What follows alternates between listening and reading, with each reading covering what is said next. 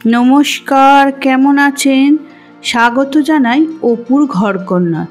ঝিঙের অনেক রকম পদ খেয়েছেন, দেখুন তো এই পদটা খেয়েছেন কি না, রান্না করেছেন কি না দেখুন তো। ঝিঙে নিয়ে নিয়েছি, আলু আর ডালের বড়ি নিয়ে নিয়েছি। গ্যাসের ওপর কড়া চাপিয়ে সরিষার তেল দিয়ে দিলাম। সরিষার তেলটা গরম হয়ে গেলে বড়িগুলো আমি প্রথমে ভেজে নেব।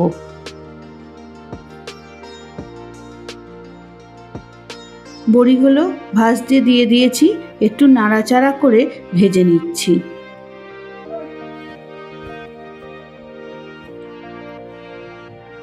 ভাজা হয়ে গেছে, এবার আমি অন্য একটা পাত্রে তুলে নিচ্ছি। সব বড়িগুলো তুলে নিলাম। আমি আলুগুলো একটু ভাপিয়ে রেখে দিয়েছি। এবার আমি অল্প একটু লবণ দিয়ে নাড়াচাড়া করে একটু ভেজে নেব।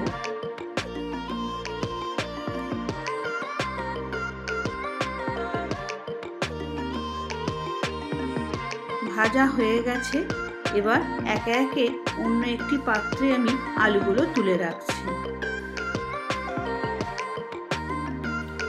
কড়াতে আবারও সরিষার তেল দিয়ে দিলাম।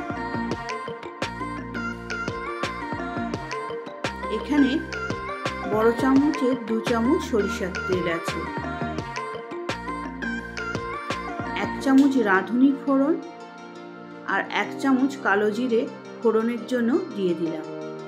কুচনো টমেটো দিয়ে দিলাম। এই রান্নাটা এই ফোড়নের টেস্টের জন্য আরও বেশি ভালো লাগে বা আরও বেশি সুন্দর হয়। অল্প একটু লবণ দিয়ে আমি একটু নাড়াচাড়া করে একটু চাপা দিয়ে টমেটোগুলোকে নরম করে নেব। দেখুন অনেকটা নরম হয়ে গেছে।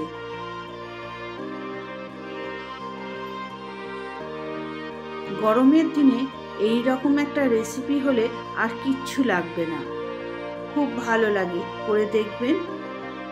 পরিমাণ মতন হলুদ গুঁড়ো দিয়ে দিলাম, তার সঙ্গে পরিমাণ মতন কাশ্মীরি লঙ্কা গুঁড়োটাও দিয়ে দিলাম।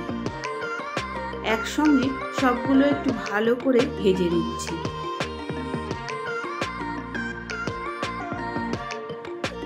কয়েকটা কাঁচা লঙ্কাও দিয়ে দিই। ঝালটা নিজেদের পছন্দ অনুযায়ী কমিয়ে বাড়িয়ে নেবেন। 1 চামচ আদা বেটে রেখেছিলাম, সেই আদা বাটাটাও দিয়ে দিলাম।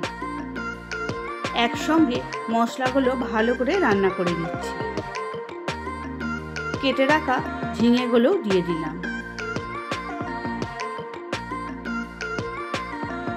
ঝিঙেগুলো দিয়ে ভালো করে নাড়াচাড়া করে মশলার সঙ্গে মিশিয়ে দিচ্ছি।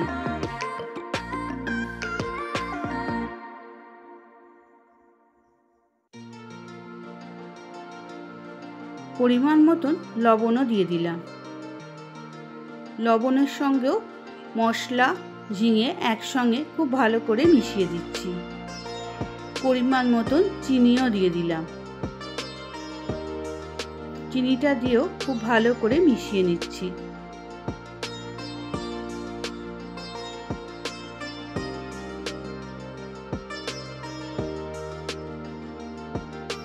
আমি এবার একটু চাপা দিয়ে দেব। চাপা দিয়ে একটু রেখে রান্নাটা করে নেব। দেখুন কতটা জল বেরিয়েছে, অনেকটা নরমও হয়ে গেছে। এবার কেটে রাখা ভাজা আলুটাও দিয়ে দিলাম, বড়িটাও দিয়ে দিলাম। সব একসঙ্গে ভালো করে মিশিয়ে নিয়ে পরিমাণ মতন জল দিয়ে দিলাম। জল দিয়ে ভালো করে একটু ঠিকঠাক করে সেট করে দিচ্ছি।